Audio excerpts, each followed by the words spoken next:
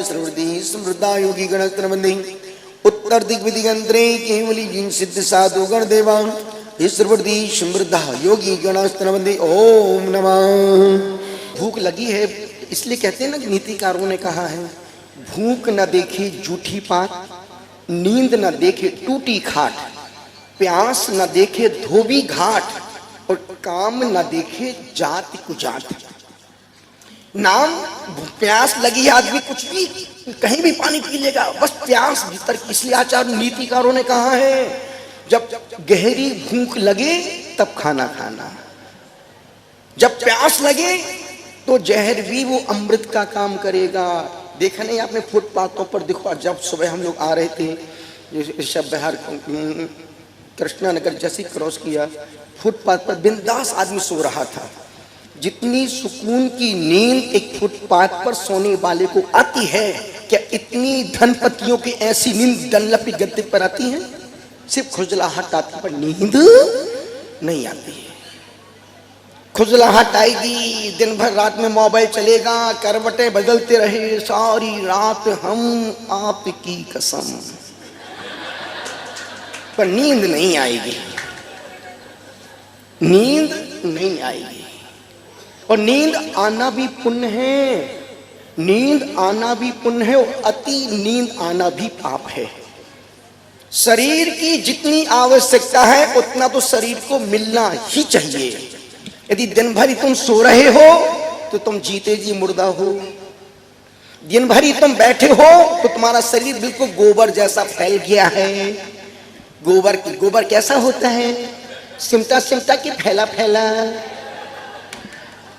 और यदि तुम्हारे हाथ पैर चल रहे हैं तो तुम फौलादी हो, तुम कुछ भी कर सकते हो। इसलिए शरीर को ज्यादा आलसी मत बनाओ। और घरों में 90% घरों में अब घर के लोग काम करते कहाँ हैं? निवेदन कर रहा हूं उन्होंने महाराज से, प्लीज कल शाम को हम गुरु भक्ति में नहीं आए महाराज, मारा मारी, दरवाजे खोलो महाराज खोलो, हमके उठा के ले जाएंगे। और जब हम कमरे के अंदर जाते हैं हम बहरे हो जाते हैं, बाहर की मुझे आवाज सुनाई ही नहीं पड़ती। क्यों? अब मुझे बाहर से कोई काम, जब मुझे बाहर से काम होता तो मैं खुद खोल के आता हूं। और जैसे ही अंदर गए हम भीतर गए और तुम भीतर गए, हम भीतर गए, भीतर। आचार्य महाराज ने, संत शिरोमणि गुरुदेव ने मूक माटी में लिखा है कि तुम भी एक बहुत बड़ा फल होता है, कड़वा फल होता है, हलाहल जहर जैसा होता है, भीतर से खोखला होता है, पानी में डाल दो तो वो तैरता है, डूबता नहीं है। उन्होंने उसमें लिखा, तुम भी सम, तुम भी तर जाओ, तुम भी सम, तुम भी तर जाओ, हम भी तर जाएं, तुम भी तर जाओ। खत्म हो गई, ताली बजाओ ना।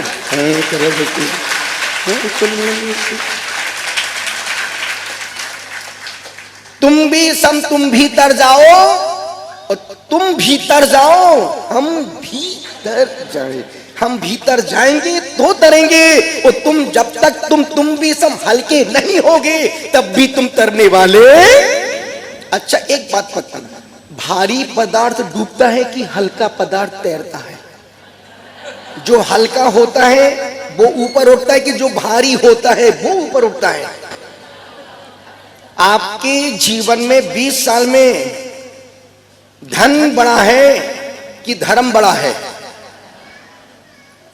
फंसना तुमको, जो भी तुम बोलो मेरी बात को बहुत सोच समझ के सुनना, क्योंकि मैं फंसा था दोनों तरफ से तुमको ही हूं। कुछ भी तुम बोलोगे फंसना तुमको ही है। निवेदन कर रहा हूं, धन बड़ा है या धर्म बड़ा है? संस्कार बड़े हैं या शिक्षा बड़ी है? राग बड़ा है या त्याग बड़ा है? एक बिड़े मुंह धो के बिल्कुल जैसे टेम्पो चल रहा हो। त्याग बड़ा है, एक समय की चाय छूटती नहीं, रात्रि भोजन छूटता नहीं, त्याग बड़ा है। हद कर दी ईमानदारी की, ये कोई त्याग है क्या? निवेदन कर रहा हूं, मैं देख रहा हूं कि आज की तारीख जितना धन बढ़ा है, घर में उतनी अशांति बढ़ी है और धर्म कम हुआ है। धन बढ़ने के साथ अहंकार बढ़ा है।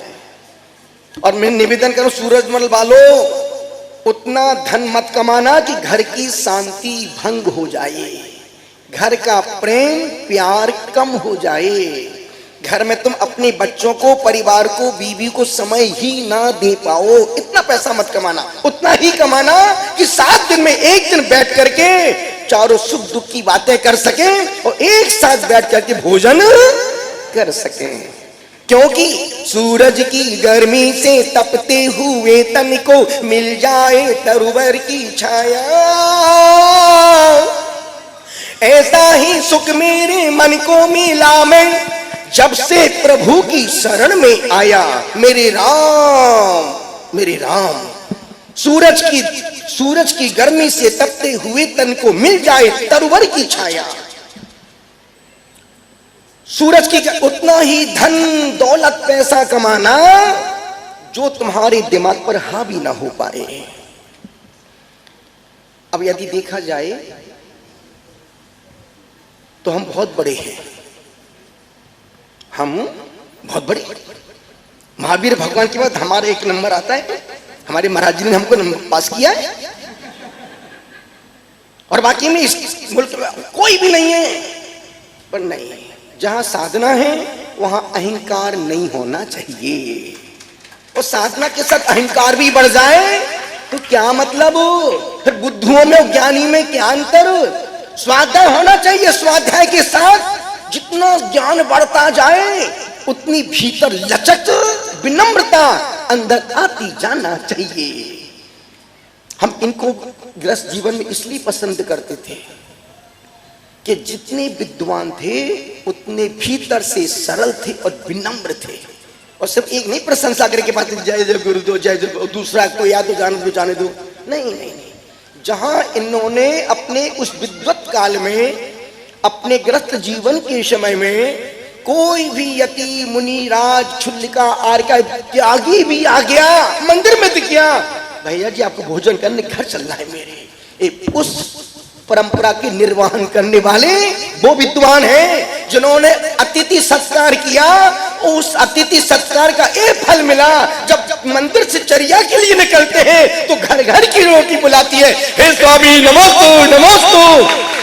उन्होंने एक को खिलाया, आज घर घर इनको, इनके साथ भी तो जब गृहस्थ जीवन में थे, जिस संग में जाते थे, फलों की टोकरी, बड़े बड़े पेटियां अमरूद की, एप्पल की, दुनिया भर के फल भर भर के दे के आते थे। क्यों? देंगे तो ही संस्कार आएंगे। इसलिए आपके घर में बड़ा है कि कम हुआ है? परिग्रह बड़ा है कि कम हुआ है? अभी मैं कहाँ गया था, किसी घर में गया था, 2 कमरे थे और सामान था 20 लोगों का। किचन था जैसे कोई बहुत बड़ा 20-50 लोगों का भोजन उस किचन में बनता हो। इतनी भी माचिस रखने की जगह नहीं थी उस किचन में। अब सोचो, जिस घर में इतना सामान भरा है, दिमाग में कितना भरा होगा? दिमाग में कितना भरा होगा? जितना ज्यादा घर में भरा है उससे ज्यादा दिमाग में भरा है। दिमाग का दिख नहीं रहा है और घर का दिख रहा है। छोटे छोटे से 2 कमरे थे, 4 बच्चे, 2 मतलब 4 2 4 6 8 8.5 मम्मी थी कि नहीं थी? और 9 लोग, मम्मी थी, हम थी, 9 लोग थे। 2 के 2 बच्चे थे, एक पति पत्नी, एक पत्नी थी, 2 बच्चे थे, एक पति था, एक माँ थी, मतलब 9 लोग थे। और 9 लोग में सामान था 20 परिवार उसमें सेट हो जाएं। बात समझने की कर रहा हूं, वो उस घर की कहानी नहीं, तुम्हारे घर में भी यही भरा पड़ा है। कोई भी कार्य, जरा सा सामान बिगड़ रख दो, बाद में काम आएगा। कोई कपड़ा फट जाए, ये हाथ ठूस दो, दिवाली पर कहा। तुम भी तो यही कर रहे हो। दूसरों की सुन के हंसी आती, जब खुद पर आती है तो नजरें नीची झुक जाती हैं। आचार्य कहते कभी भी परिग्रह को, सामान को दिमाग पर हावी मत होने देना। जोड़ना बुरा नहीं है, उससे जुड़ जाना बुरा है। अब चक्रवर्ती के पास और तुम्हारे पास, चक्रवर्ती भोग का शिखर था। कौन कौन? चक्रवर्ती कौन? किसका शिखर था? कौन? चपरासी नहीं, देखो तो बूढ़ी अम्मा को चपरासी नहीं अम्मा। अम्मा की मुस्कुराहट देखो आप, अम्मा के मुख में एक भी दांत नहीं है। और जब कोई हमारी भोली भाली अम्मा, बुजुर्ग बूढ़ी अम्मा जब बिना दांत के मुस्कुराती है मुंह खोल के, तो ऐसा लगता है जैसे पिलपिले आम से गोई निकल गई है। और बाकी में अब ये अम्मा जिस घर में भी रहती, अम्मा जिस घर में बड़ी बुजुर्ग प्रसन्न, खुश, हंसते मुस्कुराते रहते हैं, उस घर में सुख है, शांति है, प्रेम है और लक्ष्मी की बरसात है। और जिन घरों में बड़े बुजुर्ग टेंशन में बैठे, माँ बाप के लिए बच्चे, बच्चों के लिए माँ बाप बोझ बन गए हैं, वो घर कभी भी समृद्ध हो ही नहीं सकता। पैसे से संपन्न होना और भीतर सरलता से संपन्न होना। निवेदन कर रहा था, इन्होंने अतिथि सत्कार किया, घर घर की रोटी बना रही। ये महाराज साहब बैठे हमारे, कोई भी साधु प्रतापपुर में पहुंच जाए, घर में चौका लगना ही लगना है। घर में चौका लगना ही लगना है। क्यों? अतिथि को खिला करके जो लोग खाते हैं वो जिंदगी भर खिलाते हैं, और जो अतिथि को खिलाए बिना खा जाते हैं वो जिंदगी भर डकारते हैं। उनको भोजन भी हजम नहीं, एक संस्कृति थी। कोई अतिथि दिख जाए, आपने भी देखो 20-25 साल पहले रमेश बाबू, आपने भी देखो कभी कोई व्यक्ति अपरिचित दिख जाए मंदिर में, भाई साहब आप कहां से आए? मैं साहब अहमदाबाद से आए। भाई साहब आपने भोजन किया? नहीं, आप मेरे घर चलो। ना जान ना पहचान कोई भी चाहता था। बड़े बुजुर्ग पहले मंदिरों में अतिथि घर, अरे सुनो, अपने घर साथ में कोई 2 मेहमान आए हैं, उनका भोजन तैयार। और घर में अक्सर मेहमान के लिए पूरी सब्जी दाल बनती थी। मेहमान, घर में मेहमान आए हैं कोई, वो संस्कृति हमने देखी है। पहले घर में कोई मेहमान आते थे तो उनको खिला के खाते थे। पहले मेहमान घर में आने का इंतजार करते थे, फिर खाना खाते थे। और आज के समय मेहमान जाए तो फिर खाना। कितना परिवर्तन, कितना बदलाव है। संस्कृति भारतीय संस्कृति थी। घर के बाहर यदि कभी कोई मेहमान दिख, और मैं बोल रहा हूं कभी कोई मेहमान दिख जाए, भैया अब भोजन के लिए घर पर आओ, हिम्मत हो तो भोजन करवाना, और भोजन ना करवा पाओ तो उसको घर ले जा करके नाश्ता करवाना। वो नाश्ता भी ना करवा पाओ तो कम से कम उसको बता दी तुमने अपनी औकात, पानी पिलाना। हद कर दी ईमानदारी की, पानी पिलाना। क्या को पानी पिलाना? दूध पिलाओ ना उसको हिम्मत से नाश्ता कराओ। नाश्ता नहीं करवा सकते तो उसको दूध बिस्किट खिलाओ, और दूध भी घर में ना हो तो कम से कम उसको चाय पिलाओ। और चाय भी ना पिला सकते हो तो कम से कम उसको डाब का पानी पिलाओ। और डाब का पानी भी नहीं पिला सकते हो तो उसको शिकंजी पिलाओ। और शिकंजी नहीं पिला सकते तो उसको अब बोलो पानी पिलाओ। और पानी भी नहीं पिला सकते तो उसको देख के मुस्कुराओ। और वो भी नहीं कर सकते तो 50 किलो का पत्थर बांध के और समुद्र में। अब तुम्हें श्रावक लिखने का कोई हक और अधिकार नहीं है। निवेदन कर रहा हूं, अनुरोध करो, भारतीय संस्कृति है। जब पहले घर के बाहर लिखा रहता तो अतिथि देवो भव, वो समय खत्म हो गया। वेलकम वो भी गया। अब घर के बाहर लिखा है कुत्तों से सावधान। घर में कौन घुसा है? लिखने वाला आकाश बाबू, घरों में जिस घर को देखो कृपा कुत्तों से सावधान, कुत्ता भौं भौं कर रहा है। वो कुत्ता बाहर से नहीं भौंक रहा है, अंदर भी कोई कृष्ण का बड़ा कुत्ता अंदर बैठा है। निवेदन कर रहा हूं, निवेदन कर रहा हूं, भारतीय संस्कृति है कि नहीं अतिथि कोई मिल नहीं सब हम नहीं भोजन करके ही जा, बस यही तो हर व्यक्ति अतिथि को चाहिए। क्या भले तुम खिलाओ मत, पूछने से उसका दिल ईडन गार्डन हो जाता है। सिर्फ दो शब्द बोलने से, दो शब्द बोलने से बचती रहती। मुझे किसी चीज से कोई प्रॉब्लम नहीं, मैं किसी से दुखी परेशान नहीं हूं। लोग हमसे हैं तो बने रहें, लोग हमसे हैं तो बने रहे, पर मैं किसी से परेशान दुखी बिल्कुल नहीं हूं। पर लोग हमसे हैं तो बने रहे, समय नहीं देते, बात नहीं करते, तो किस किस को समय दूं? महाराज जी देखते नहीं, किस किस को नजर से देखूं? मैं हर वक्त नजर में रहता हूं। रमेश बाबू, किस किस को नजर से देखूं? मैं हर वक्त नजर में रहता हूं।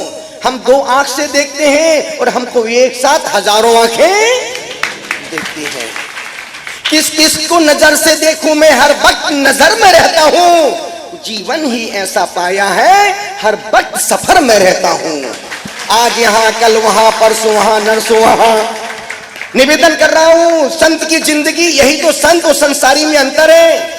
संत और संसारी में यही तो अंतर है। संसारी जिसके पैर स्थिर हो और मन भटक रहा हो वो संसारी, जिसके पैर स्थिर हो और मन भटक रहा हो वो संसारी, और जिसके पैर चल रहे हो और मन स्थिर हो वो सन्यासी।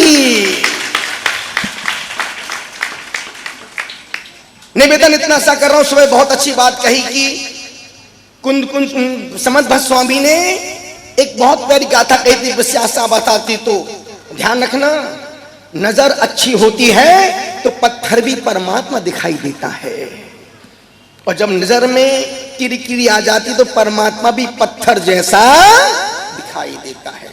जब भीतर श्रद्धा का भाव होता है तो गुरु में भगवान नजर आते हैं। जब श्रद्धा में किरकिरापन आ जाता है तो वही भगवान शैतान दिखने लगता है। सिर्फ नजरिया बदलो। मुझे मालूम है अकबर बीरबल, अकबर बैठा था, बीरबल ने कहा राजन शहंशाह आपके दरबार में। अकबर ने कहा बीरबल अपने दरबार में कितने अंधे होंगे? बीरबल, अकबर ने बीरबल से कहा बीरबल अपने दरबार में कितने अंधे होंगे? अरे राजन शहंशाह आपके दरबार में आंख वाले हैं ही कहां? इतना कहना था, बड़े आदमी का बड़ा अहंकार, बड़े धनपतियों की बड़ी बीमारियां, गरीब की बीमारी गरीब जितनी छोटी और धनपति की बीमारी धनपति जितनी बड़ी। बस फिर क्या था? क्या बोलता है बीरबल? हाँ शहंशाह आपके राज्य में आंख वाले हैं ही कहां? पागल हो, समझते नहीं हो, ये सब तुमको अंधे दिख रहे हैं। हाँ राजन अंधे हैं। इतना कहना था, यदि कोई बड़े व्यक्ति से जो बहस करे उसका अहंकार और बढ़ता चला जाता है। समझदारी सी में कभी भी बड़ों से बहस नहीं करना, बड़ों से कभी बहस नहीं करना। उन्होंने बोल दिया सॉरी बस, क्योंकि तुम छोटे हो।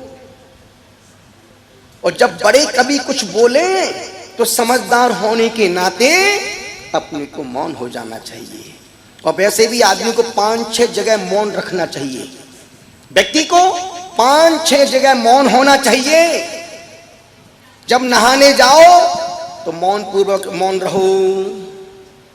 भोजन करने बैठो मौन पूर्वक भोजन। कभी देखा किसी साधु को भोजन मांग बोलते बोलते आहार कर रहा हो? देखा कभी आपने?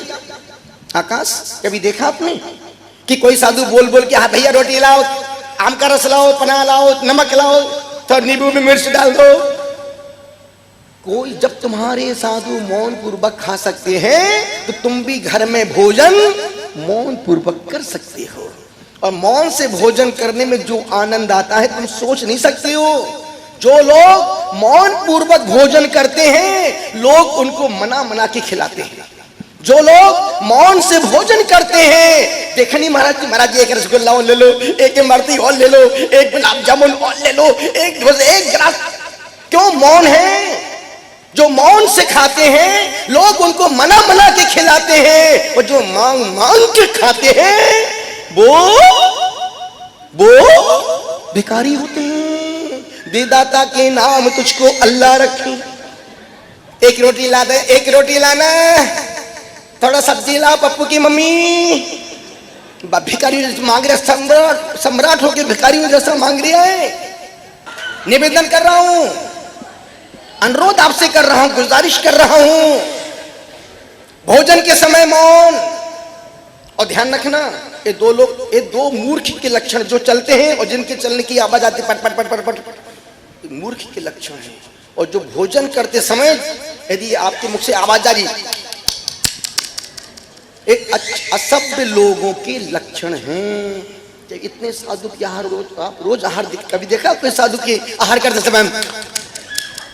यहां से आम का रस बह रहा है, यहां से दही बह रहा है, बिल्कुल साफ सुथरा आहार।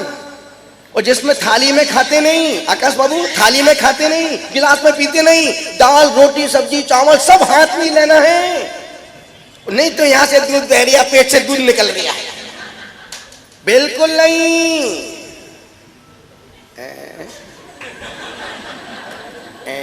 एक है, दो नहीं, एक बच्चा है, दो है क्या? हाँ कोई बात, बच्चे छोटे हैं, गर्मी लग रही है ना, इसके छोटे बच्चे हैं। किसने कहा था तुमसे?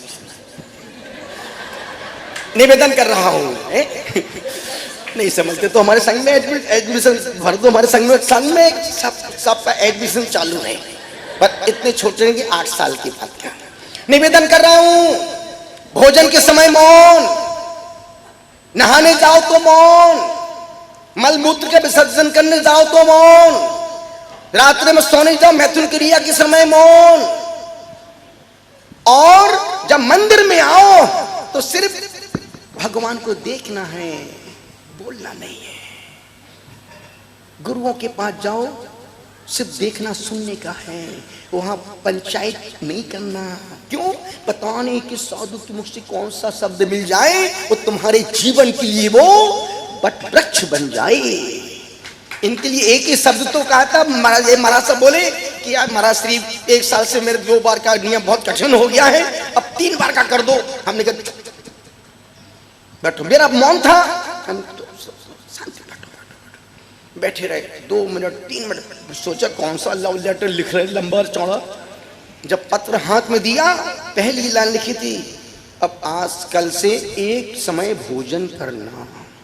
अब समर्पण देखो, कोई तर्क नहीं किया, कोई बुद्धि नहीं लगाई, कुछ सोचा नहीं। दूसरी लाइन में लिखा था 2 बार सामायिक करना, 2 बार प्रतिक्रमण पढ़ना, कुछ नहीं। पर्चा दिया, पढ़ा, जो गुरुदेव आपके पूरा सिर चरणों में रख दिया। हमने भी दोनों हाथ पीछे लगा के, और सोचो सबसे ज्यादा प्रेम है पत्नी से, इनका उनको छोड़ के आना मतलब कि सुई के छेद से हाथी का निकालना है।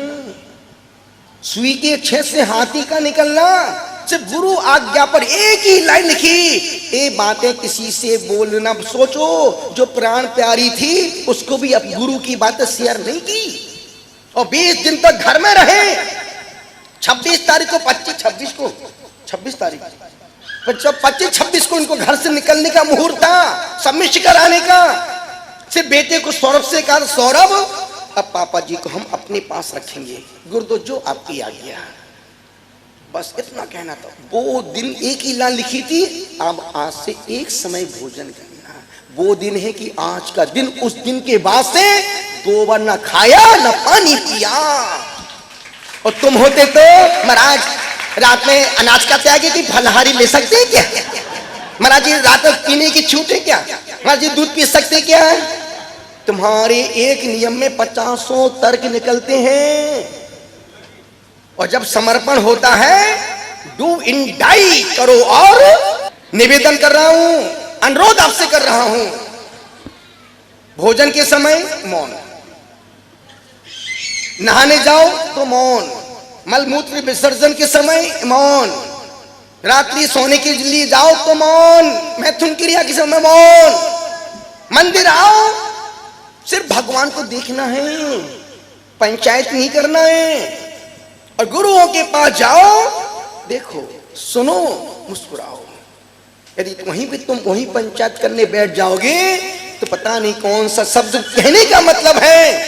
5 मिनट बैठे और 5 मिनट में देखो इतना जीवन बदला कि 5 महाव्रत के सम्राट बन गए। अन्यथा ये व्रत जल्दी से जीव, ध्यान रखना, व्रत नियम संकल्प उनके जीवन में आते हैं जिनकी जीवन की भवितव्यता होनहार अच्छी होती है, और जिनका जीवन अंधकार में है। सुनते तो रोज हैं, पर एक समय के रात्रि भोजन नहीं छूट पाता है, दिन की चाय नहीं छूट पाती है, पानी छान के पीने में उनको सफोकेशन होता है, और मंदिर आने में जी मचला रही, यार कौन जाए मंदिर, कौन जाए दर्शन करने। सुबह आ रहे थे हम ऋषभ विहार, क्या मंदिर है। और बाकी में दिल्ली में जितने जहां जहां भी गए, इतने प्यारी प्यारी जिनालय, इतने अच्छे मंदिर, जैसी समाज उतने बड़े मंदिर। सो ऋषभ बड़े बड़े भगवान देख के मुस्कुरा रहे थे, और उनको देख के मन कहा, तुम्हारे दर्शन बिन स्वामी मुझे ना चैन पड़ती है, छवि बैरागी मूरत सामने नैनों के रहती है, तुम्हारे दर्शन। अब सोचो, सिर्फ हम लोग दर्शन करने की कहां से, हम चाहते तो सीधे हम तरुण सागर पहुंच सकते थे, पर कहां कहां घूम, किस लिए? दिल्ली के देव वंदना के लिए सब निर्गंध, एक बार खाने वाले, एक बार पानी पीने वाले, चटाई पर सोते नहीं, बिस्तर चटाई पर सोते नहीं, नहा स्नान। आकाश भाई 37 साल दीक्षा को हो गए, स्नान नहीं किया, साबुन नहीं लगाई, शैम्पू नहीं लगाया, ब्रश नहीं करते हैं। और तुम एक दिन ब्रश ना करो तो ऐसी बदबू आएगी जैसे नीचे से आ रही हो, क्योंकि तुम दिन भर खाते हो। और भोजन भी देखो तो लगे कि यार ऐसे कैसे जीवन चल रहा है। सब विज्ञान थेरेपी, अंदर डॉक्टर निमिष बैठा था, बोले गुरुदेव हम क्या निमिष, तू 7 दिन मेरे साथ रहो और पूरा जीवन जीना, जो तुम कर रहे हो वो सिर्फ अर्थ के लिए कर रहे हो, और हम जो कर रहे हैं वो परमार्थ के लिए कर रहे हैं। तुम्हारा जीवन अर्थ के लिए है और हमारा जीवन परमार्थ के लिए है। कितना कठिन काम है। 37 साल से स्नान नहीं किया, और तुम एक दिन स्नान ना करो तो आकाश है दिमाग खराब हो जाए, खुद को पसंद ना आए। इसलिए जब लोग बात निकलते ना तो क्या बोलते उसको, यूजुअली क्या बोलते हैं, वो डियो पियो। अपन को पता नहीं डियो होता कि पियो होता है। फुसफुस कितना ही तुम फुसफुस कर लो, कितना ही फुसफुस करो, 1 घंटे बाद फुसफुस भी फुस। जरा एक बार पसीना आया कि वो फुस, बेकार। वो भी दुर्गंध, कितना ही कॉस्टली पदार्थ लगाओ, तुम्हारे शरीर का स्पर्श पाके वो भी दुर्गंधित हो जाता है। भीतर की विशुद्धि जब बढ़ती है तो चेहरे पर चमक अपने आप आ जाती है, पर वहां लीपापोती करने की आवश्यकता नहीं पड़ती है। लीपापोती करते हैं वो जिनको खुद पर भरोसा नहीं है। जब खुद पर भरोसा नहीं होता है तो लीपापोती, कितने तुम लीपापोती कर लो, कितना ही लीपापोती कर लो। एक महिला जयपुर में गई, काली कलूटी देखा उसने, और यार यहाँ की महिला तो बहुत बिल्कुल यहाँ नीला पीला पिंक कलर का, यहाँ नीला पीला, यहाँ काला। उसने सोच लिया मैं भी अपने गांव में पूरा ऐसे निकलूंगी कल सुबह। उसने एक श्रृंगार बॉक्स खरीद लिया, पूरा गांव में पहुंच गई। लेकिन दूसरे दिन बढ़िया बाथरूम में 3 घंटे तक खूब रगड़ा। अब कोयला को कितनी रगड़ोगे, कोयला कभी सफेद होने वाला कितना ही तुम काली चमड़ी पे डब लगाओ, रिल लगाओ, रिस्टर्ना लगाओ, लाइफ बॉय लगाओ, शैम्पू लगाओ, कोयला धोया दूध से निकला इतना सार, कोयला तो उजला नहीं, दूध गया बेकार। उसने खूब मुल्तानी मिट्टी लगाई, बेसन सोफ्टन लगाया, खूब रगड़ा। पति बोलता बाहर निकल भाई, मुझे भी तैयार होना है, अभी रुक जा, अभी निकली 5 मिनट, बाथरूम का 5 मिनट मतलब आधा घंटा। जैसे वो निकली, बड़ी दर्पण लेके बैठ गई, काली कलर थी, पीली साड़ी पहन ली, और पति जैसे नहा के बाहर निकला, आज मैं कैसी लग रही हूँ। अधिकांश पत्नियां पूछती आज मैं कैसी लग रही हूँ। पति ने कहा तू मुझे डांटेगी तो नहीं, मारेगी तो नहीं, नहीं बताओ ना कैसी लग रही हूँ। तू ऐसी लग रही, ऐसी लग रही, ऐसी लग रही जैसे सरसों के खेत में भैंस खड़ी हो। बात समझने की है, बात जानने की है। निवेदन कर रहा हूं, जो कुछ भी नहीं लगाते, कुछ भी नहीं लीपा पोती करते, उनको दुनिया देखने को तरसती है। घंटों को देखते रहो, मैं देख रहा था कल शाम को, परसों शाम को एक महिला, देखिए हम तो पलक तो झपक ले, देखिए हम एक बार देखो, सबका एक जैसा हाल है।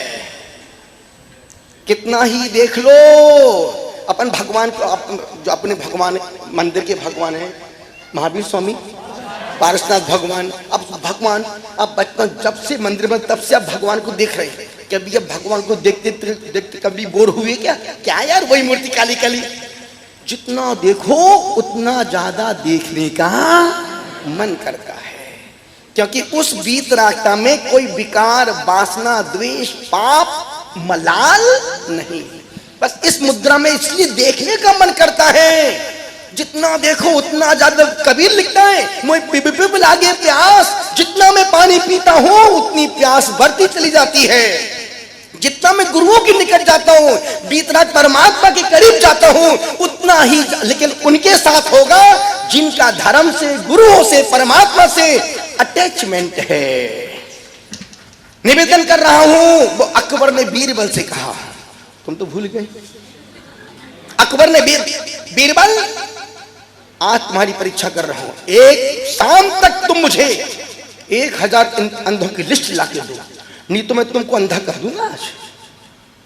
राजन बस 1000, हाँ 1000 लेके आओ लिस्ट, मुझे कुछ आपसे हेल्प चाहिए। क्या हेल्प चाहिए? बस बीरबल ने अकबर से कहा, मुझे एक रजिस्टर चाहिए, एक पेन, चलता हुआ पेन चाहिए, एक कुर्सी चाहिए, और एक व्यक्ति छाता पकड़े खड़ा रहे वो चाहिए। पूरी मंत्री पूरी व्यवस्था करो भैया। बीरबल की पूरा सामान इकट्ठा किया और बीरबल पहुंच गया व्यस्ततम चौराहे पर, जैसे चांदनी चौक यहाँ की। हजारों लोग आ रहे जा रहे। अकबर भी, बीरबल भी दिमागदार तो था ही। कभी भगवान से यदि कुछ मांगना पड़े तो भगवान से बुद्धि मत मांगना। कभी भगवान से मांगना पड़े तो भगवान से बुद्धि मत मांगना, भगवान से नसीब मांगना। कि भगवान मेरा ऐसा नसीब बना दो कि आपके चरण न छूटे, और जिस कुल में, जिस धर्म में, जिस वंश में पैदा हुए हो, एक कुल वंश हमेशा जन्मों जन्म तक तब तक मिलता रहे जब तक मुझे आपके गुणों की प्राप्ति ना हो जाए। क्योंकि हमने अच्छी बुद्धि वालों को किस्मत वालों के यहाँ पानी भरते देखा है। बीरबल बुद्धिमान था, अकबर किस्मत का धनी था। देख लो बाबा, बड़े बड़े बड़े बड़े बड़े बड़े पढ़े लिखे लोग उन किस्मत वालों की हाथ जोड़ के खड़े रहते हैं। बीरबल ने कहा, राजन आपकी आज्ञा, शाम को लिस्ट लाके देता हूं। बीरबल पहुंच गया चौराहे पर। अब कुर्सी का एक पैर टूटा था, 3 पैर की कुर्सी।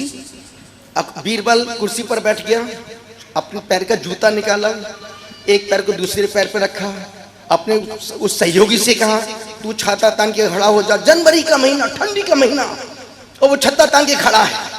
बीरबल ने अपना जूता पैर का निकाल के हाथ में उंगली में डाला और घुमा रहा है। और उससे जो उसके साथ में खड़ा था, मैं जिसका कहूं उसका इनाम लिखना तू।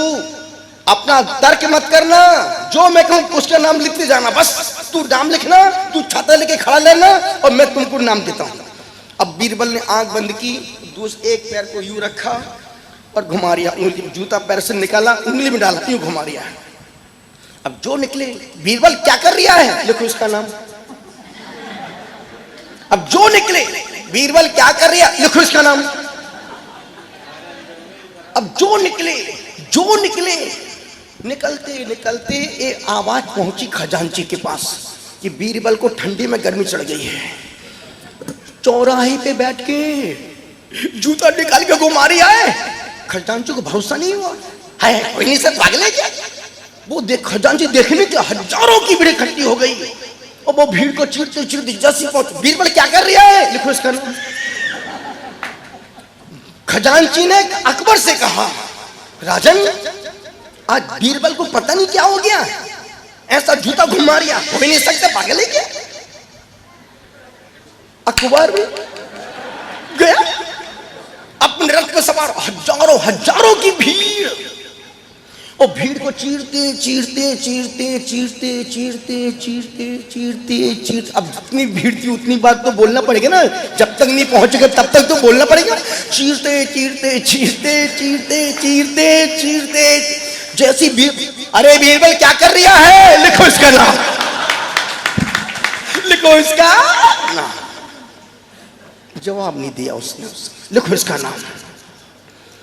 और जैसे अकबर मुड़ के वापस गया, कितना होगा, 1000 पूरे हो गए, टारगेट पूरा हुआ, सक्सेसफुल टारगेट। बस उसने जूता पैर में डाला, रजिस्टर को बंद किया, पेन का ढक्कन लगाया, छत्ते को बंद किया, सीधा पहुंच गया अकबर के दर। अकबर, क्यों बीरबल, वो अंधों की लिस्ट कहाँ है? अरे राजन लिस्ट तैयार है। और जैसी लिस्ट हाथ में दी, सबसे पहले उसमें आप ही लिख रही थी क्या? अकबर का नाम था। ये तो बिल्कुल उसके असिस्टेंट तो यही थी, इन्हें तो नाम की लिस्ट तैयार करके दी थी उनको। जब तक मैं नहीं बोलूंगा तब तक उसका नाम 1 नंबर पे आने वाला। और जैसी लिस्ट हाथ में दी और सबसे पहले उसमें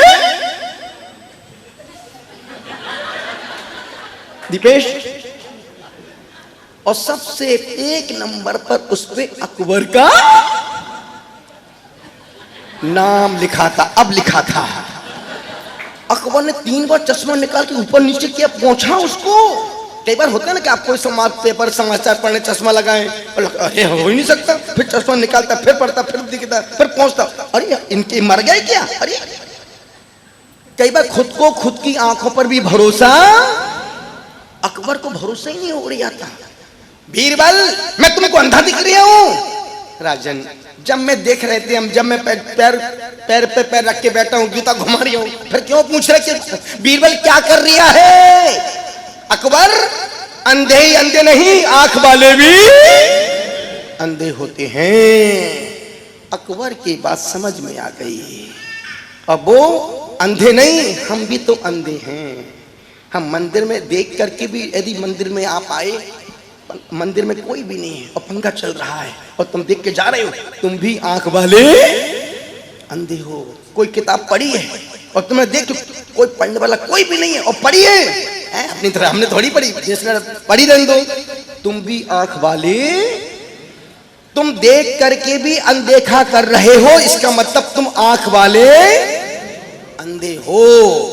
पहले मैं वहां देखता था, पहले मैं वहां देखता था जहां फूल खिले होते थे, पहले मैं वहां देखता था जहां फूल खिले होते थे, अब मैं जहां देखता हूं वहीं फूल खिले मिलते हैं। सृष्टि को नहीं, दृष्टि को बदलो, सृष्टि को नहीं, दृष्टि को बदलो।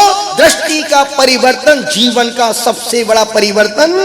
यदि श्रद्धा है तो मुनि भगवान नजर आते हैं, उस आंखों में किरकिरी है। अश्रद्धा है तो उस मुनि में भी शैतान नजर ही आए। इसलिए कभी भी मुद्रा से भेदभाव नहीं करना है, मुद्रा कैसी भी हो, बस ये मुद्रा, ये सोच के नमस्कार करना, ये भगवान महावीर का यही स्वरूप है। आदिनाथ के स्वरूप में, महावीर के स्वरूप में, आचार्य समन्वय स्वामी के स्वरूप में, कुंद कुंद स्वामी के रूप में, उमा स्वामी महाराज के स्वरूप में कोई अंतर नहीं था। वो भी केश लूंज करते थे, वो भी नग्न दिगंबर थे, वो भी एक बार हार करते थे, वो भी केश लूंज करते थे, वो भी चलते थे। ये सब क्रिया, ये भी आज का मुनि भी ये सब कर रहा है। और फिर उसमें तुम बुद्धि लगाओ तो तुमसे बड़ा अंधा दूसरा कोई नहीं है। इसलिए निवेदन कर रहा हूं, अनुरोध कर रहा हूं, गुजारिश आपसे कर रहा हूं, यही कह रहा हूं कि जब हम पहाड़ पर थे तो मुझे वो म्यूजिक बहुत अच्छा लगा। राग से अच्छा नहीं लगता है, नहीं, कुछ कान में चल रहा है और वो ऊपर की बांसुरी की आवाज नीचे चौक तक उन तक जाती थी, गड़धर टोंक तक। जब वहां के गार्ड आते थे गुरुदेव रात में, और जब मैं भी बैठता था पहाड़ के पास पारसनाथ के टोंक के बाहर, इतनी प्यारी मधुर मधुर हवा चल रही है, आवाजें आ रही हैं, और वहां पर ऐसे ऐसे जानवर रात में चावल खाने आते थे आकाश बाबू। और चावल द्रव्य सामग्री वहां पर एक सेही, जंगली सुअर, भालू खुद अपनी आंखों वहां सीढ़ियों तक आ जाते थे, और हम भी इकट्ठे चावल कर देते थे। जब आते तो इकट्ठे वहीं डाल दिए, तो भाई किसी का अपना तो पेट खाली, किसी का पेट तो भर गया है। और वहां पर आज भी खूब जानवर हैं, बड़े बड़े, और मुझे पता नहीं किसी भी जानवर से डर नहीं लगता है। आकाश बाबू यदि आप कमरे में, मेरे कमरे में आप 1000 कॉकरोच छोड़ दो, 1000 छिपकली छोड़ दो, हजारों मेढक छोड़ दो, चूहे छोड़ दो, जो छोड़ना वो छोड़, बाहर से ताला मार दो, हम बीच में पाट डाल के बैठ, वहां से हिलेंगे भी नहीं। और अभी एक छोटा सा कॉकरोच बीच में घुस जाए तो सबसे पहले श्रीमती आकाश बाहर, आकाश अंदर। मतलब कितना डर है। पर नहीं, मुझे लगता नहीं कि कल सुबह अपन कुछ नहीं, एक छोटा सा अनुष्ठान करेंगे, और वो अनुष्ठान सिर्फ पुण्य को बढ़ाने का। कुछ नहीं करना है आपको, कुछ नहीं करना है, कुछ नहीं करना है आपको। अपने घर से सिर्फ एक थाली और एक लोटे में प्राशुद्ध जल लेके आना है। क्या लेके आना है? क्या लेके आना है? प्राशुद्ध जल और थाली लेके आना है। और फिर क्या होगा मुझे पता नहीं, और फिर हम आपको एक पुड़िया देंगे।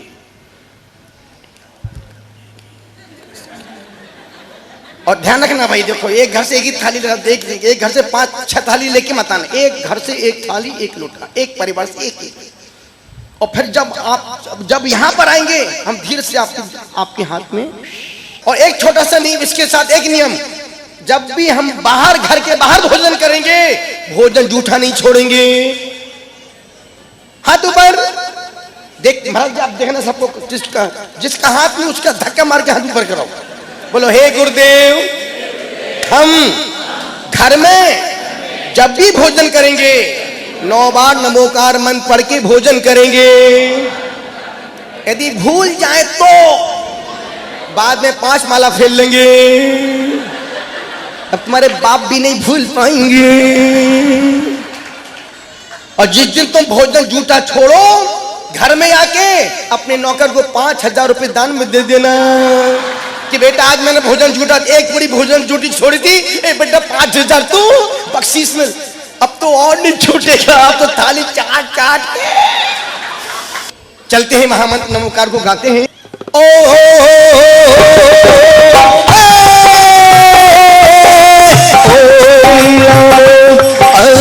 हरिहंताणं नमो नमो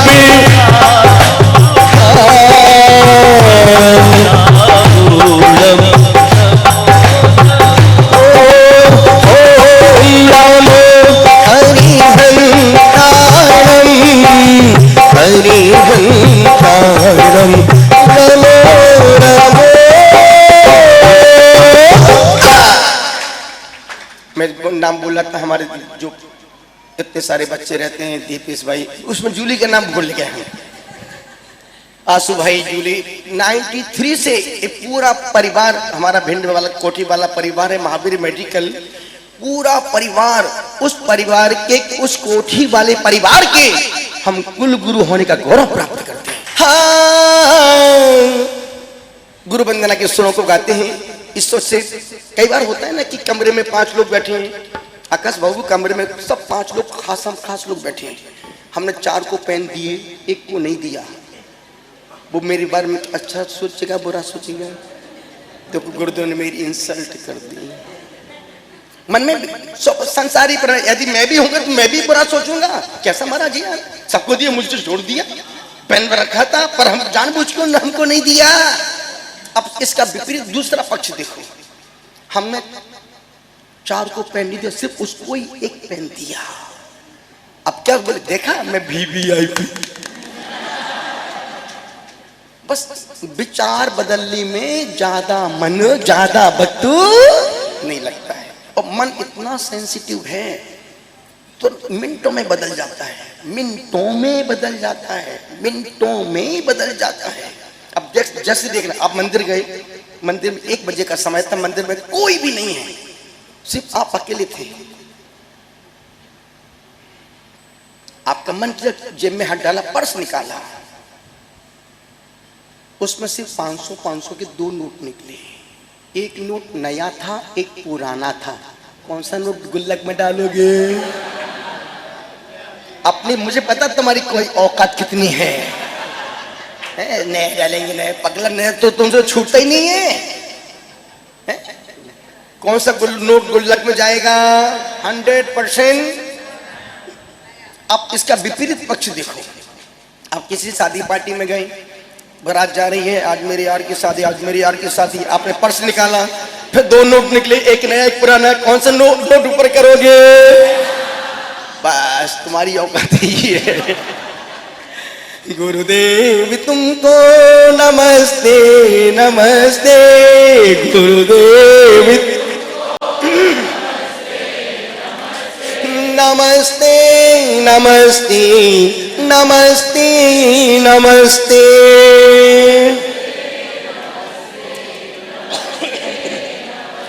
चिदानंद तुम हो, दयानंद तुम हो,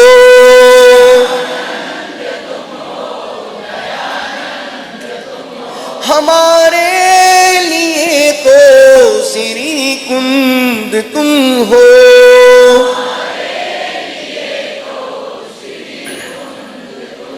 उपदेश देकर निकाला है हमको,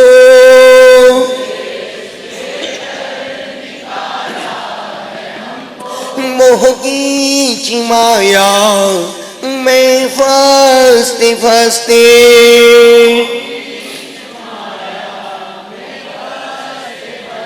गुरुदेव तुमको नमस्ते नमस्ते, गुरुदेव नमस्ते नमस्ते नमस्ते नमस्ते।